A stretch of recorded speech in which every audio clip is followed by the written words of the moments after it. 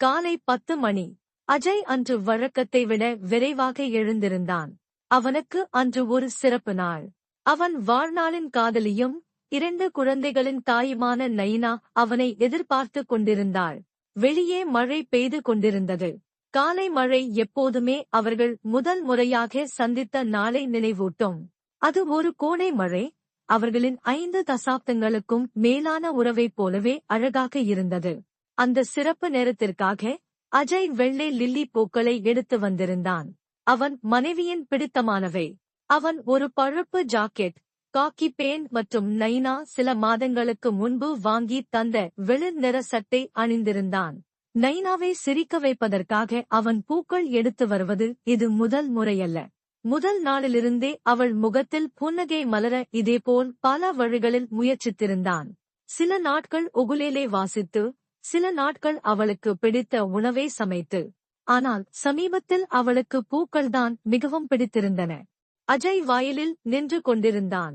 நைனா அவனை எதிர்பார்த்து கொண்டிருந்தாள்.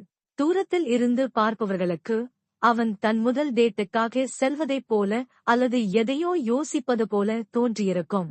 அவன் கொஞ்சம் பதட்டமாக இருந்தான். ஆனால் அது புதிய சந்திப்பின் பதட்டம் அல்ல.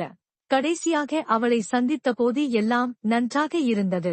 ஆனால் இன்று வாயிலில் நின்று கொண்டிருப்பதால் எந்த பிரயோசனமும் இல்லை. எனவே அவன் நைனாவை நோக்கி நடந்தான். அவளைப் பார்த்து சிரித்தான். பூக்களுடன் கைகளை நீட்டினான்.